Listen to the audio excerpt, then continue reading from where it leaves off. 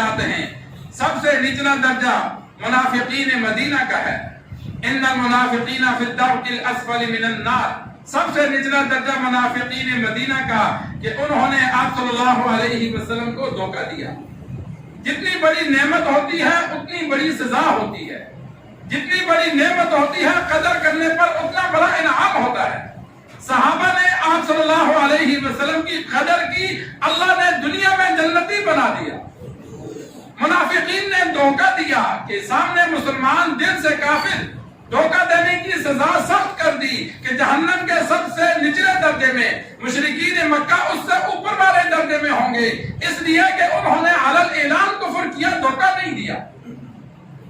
سب سے نیچے منافقین مدینہ، اس سے اوپر مشرکین مکہ اور باقی کفار اوپر ہوں گے، اس لیے کہ انہوں نے آپ صلی اللہ علیہ وسلم کا زمانہ نہیں پایا۔ جنہوں نے زمانہ پایا قدر نہیں کی، ان پر عذاب بھی سخت ہے۔ رمضان المبارک میں جس طرح نیکی کا درجہ بڑھ جاتا ہے، اسی طرح گناہ کی سزا بھی سخت ہے۔ ہم یہ تو دیکھتے ہیں کہ بھائی نیکی کریں گے تو ثواب زیادہ ملے گا، اس بات کو نہیں سوچتے کہ یار جو گناہ کرتا ہوں وہ چھوڑ دوں، اس مہینے میں گناہ کروں گا تو اس کا عذاب بھی تو زیادہ ہوگا۔ جب اللہ نعمت دیتا ہے تو قدر کرنے پر اجر بھی دیتا ہے، اور قدر نہ کرنے پر اللہ سزا بھی دیتا ہے۔ جیسی جس کو نعمت ملے گی ویسی اس کو اللہ اجر دے گا، اور ویسا ہی ناقدری کرنے پر اللہ سزا دے گا۔ یہ جہنم ہے۔ انسان تھوڑی دیر بیٹھ کر سوچے کہ آخرت کی جو منازل ہیں، پہلے قبر ہے، قبر کے بعد میدان حشر ہے، میدان حشر کا لمبا پروسیس کے بعد پھر پل صراط سے گزر کر جنت یا جہنم ہے۔ انسان تھوڑی دیر بیٹھ کے سوچے کہ یہ سزائیں ہیں، دل میں خوف پیدا ہوگا۔ جب خوف پیدا ہوگا تو انسان برے اعمال سے رکے گا۔ زیادہ برابر بھی جس کے دل میں خوف پیدا ہو جائے، اللہ کا خوف آ جائے، اللہ کے خوف سے رو جائے۔ حدیث میں موجود ہے کہ جہنم میں جہنمی اتنا روئیں گے کہ ان کے آنسوؤں کے بعد خون نکلے گا، خون کی ایسی ندیاں بنے گی کہ ان میں کشتیاں چلاؤ تو چل پڑیں گی۔ اتنا روئیں گے، لیکن وہاں رونے کا فائدہ نہیں ہوگا۔ اور دنیا میں جو اللہ کے خوف سے آنکھ روتی ہے، آنسو نکلتا ہے، تو اللہ جہنم کی سزا کو معاف فرما دیتا ہے۔ جو اللہ سے خوف رکھتا ہے، وَلِمَنْ خَافَ مَقَامَ رَبِّهِ جَنَّتَانِ، اللہ کا وعدہ ہے جو میرے سامنے آنے سے ڈرتا ہے میں اسے 2 جنتیں عطا کروں گا۔ سورۃ النازعات میں اللہ نے فرمایا وَأَمَّا مَنْ خَافَ مَقَامَ رَبِّهِ وَنَهَى النَّفْسَ عَنِ الْهَوَىٰ، جو اللہ کے پاس آنے سے ڈر گیا، اللہ کا سامنا کرنے سے ڈر گیا اور برے کاموں سے اپنے آپ کو روکا، فَإِنَّ الْجَنَّةَ هِيَ الْمَأْوَىٰ، اللہ تبارک و تعالیٰ اس کا ٹھکانہ جنت میں بنائیں گے۔ تو ہمارے اندر جو خوف خدا نہیں، اس کی وجہ یہ ہے کہ ہم جہنم کا تذکرہ قرآن مجید تفسیر کے ساتھ، ترجمے کے ساتھ نہیں پڑھتے، احادیث نہیں پڑھتے، تو جہنم ہمارے سامنے نہیں، آخرت کے مناظر، قبر کا عذاب ہمارے سامنے نہیں، جس کی وجہ سے ہمیں آخرت کے خوف کی وجہ سے، دنیا کا جو خوف تھا وہ تو آج کل نہیں ہے۔ انسان نیک عمل کرتا ہے 2 کاموں کی وجہ سے، یا تو دنیا میں اوپر کوئی مسلط ہو جو مجبور کرے، یا خوف خدا ہو۔ آپ صلی اللہ علیہ وسلم کے دور میں، آپ صلی اللہ علیہ وسلم کے بعد جب تک انصاف تھا، اسلامی حکومت تھی، تو زبردستی نماز پڑھائی جاتی تھی، روزے رکھوائے جاتے تھے، پردہ کروایا جاتا تھا، غلط کاموں سے روکا جاتا تھا، جو شراب پیتا، زنا کرتا، اس کو فوراً سزا دی جاتی۔ تو یہ ایک حکومت کی جانب سے، بڑے کی جانب سے ڈر ہوتا تھا، برے کام سے رکتے تھے، نیک کام کرتے تھے۔ یا جس طرح آج کل گھر میں اگر کوئی مذہبی بندہ ہے، والد ہے، تو وہ بچوں سے زبردستی نماز پڑھاتا ہے یا قرآن پڑھاتا ہے۔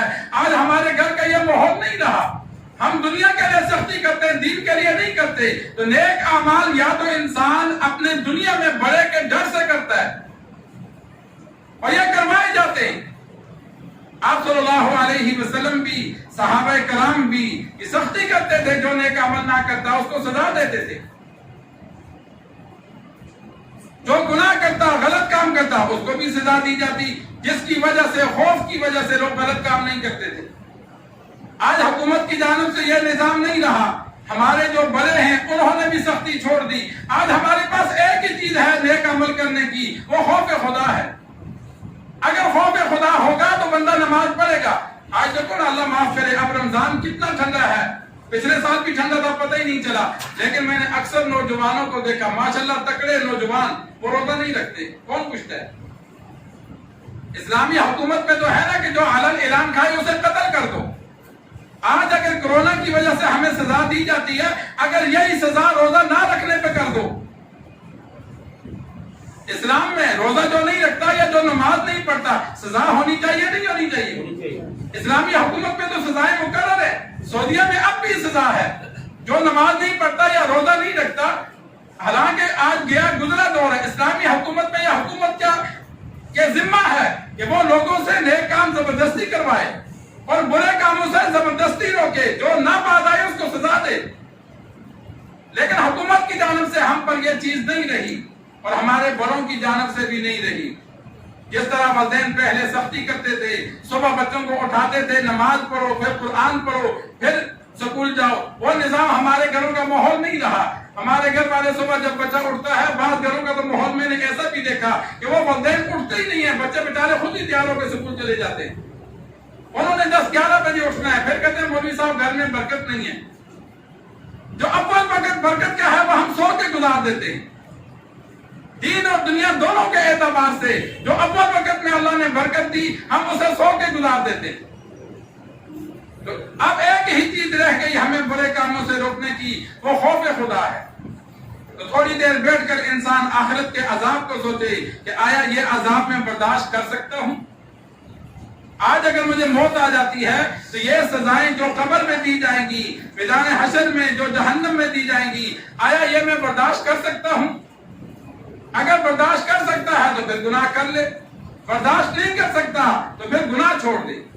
چند دن یہ سوچے گا, بیٹھ کے غور و فکر کرے گا تو دل میں خوف پیدا ہوگا, جس کی وجہ سے گناہوں کو چھوڑے گا, نیک کام کرے گا.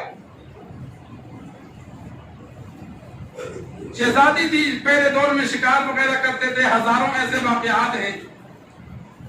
کسی سردار کی بیٹی تھی, راستہ بھٹک گئی, ایک خیمے میں رات گزاری ایک نوجوان لڑکے کے ساتھ. صبح جب مل گئی, پتہ چلا فلاں نوجوان کے خیمے میں رات گزاری.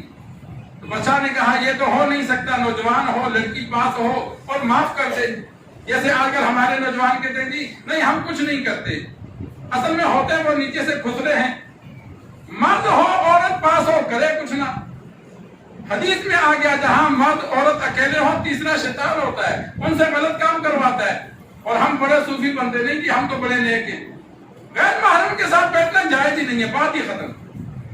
غیر محرم بہن بن ہی نہیں سکتی. جتنا جھوٹ بولے اتنا کم. تو پہلے دور میں یقین نہیں کرتے تھے, پہلے دور میں جو لڑکی کے ساتھ ہوتا قتل کر دیتے. بچہ نے حکم دیا قتل کر دو. لڑکی آگے آ گئی, اس نے کہا 1 منٹ مجھے پوچھنے تو دو. اس نے کہا ہاں کیا مسئلہ ہے؟ اس نے کہا رات کو یہ بار بار اپنی انگلی کو چراغ پہ رکھتا تھا, پھر رک جاتا. اس سے پوچھا تو ایسے کیوں کرتا تھا؟ اس نے کہا میرے دل میں خیال آتا کہ برا کام کروں تو میں چراغ میں انگلی لگاتا کہ یہ آگ ہے.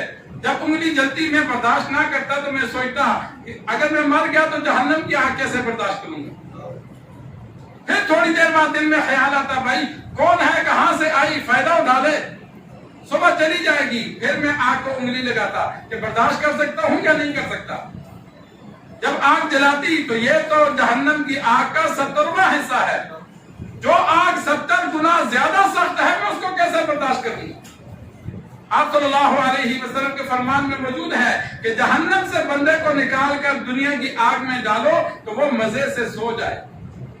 کہ جو جہنم میں جل رہا ہے وہ دنیا کی آگ میں جب آئے گا تو یہ آگ اسے ٹھنڈک محسوس ہوگی, یہ اسے تکلیف والی محسوس نہیں ہوگی. تو جو یہ آگ برداشت نہیں کر سکتا تو اگلے جہاں کی کیسے کروں گا. میں رات کو بار بار اس لیے وہ چراغ کو ہاتھ لگاتا تھا تاکہ میں دیکھوں برداشت کر سکتا ہوں تو گناہ کروں, نہیں کر سکتا تو رہنے دوں. تو پوری رات ایسے ہی گزر گئی, میں اس کے پاس نہیں آیا. آج ہم کبھی بیٹھ کے سوچتے ہیں کہ یار یہ میں جو غلط کام کرنے لگا ہوں، آیا جب ابھی موت آ گئی، سال بعد آ گئی، میں مر گیا، اللہ نے معاف نہ کیا، تو میں یہ سزائیں برداشت کر سکوں گا؟ یہ جنت اور جہنم دونوں ہیں۔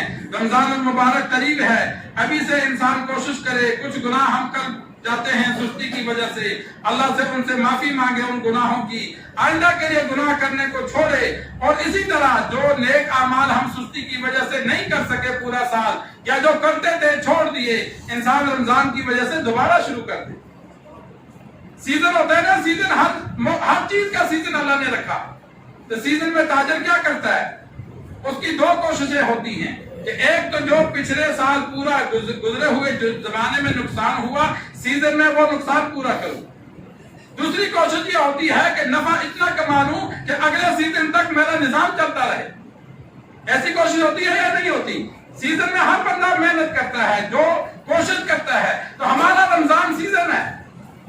اللہ تبارک و تعالی ہم سب کو نصیب فرمائے۔ تو رمضان المبارک جب سیزن ہے تو ہم جو پہلے غلطیاں کر چکے ہیں، گناہ کر چکے ہیں، اللہ سے اس کی معافی مانگے، پچھلے نقصان کو ہم ختم کریں، اور آگے کے لیے اپنے آپ کو خوب تیار کریں، اتنی نیکیاں کریں، اتنی نماز کا عادی بنائیں، قرآن کی تلاوت کے اتنے عادی بنائیں کہ رمضان کے بعد بھی ہم وہ عبادات کرتے رہیں۔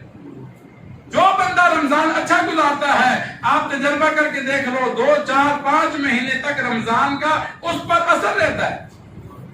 لیکن جب ہم رمضان عام دنوں کی طرح گزار لیں گے تو ہمیں کوئی اثر نہیں ہوتا۔ ہم تو رمضان میں نماز پڑھتے ہیں، عید والے دن ایک بھی نہیں پڑھتے۔ اس کی وجہ کیا ہوتی ہے کہ ہم نے رمضان کی قدر نہیں کی ہوتی۔ اللہ سے دعا ہے اللہ تبارک و تعالی جو کہا سنا ہم سب کو سمجھ کر عمل کرنے کی توفیق عطا فرمائے۔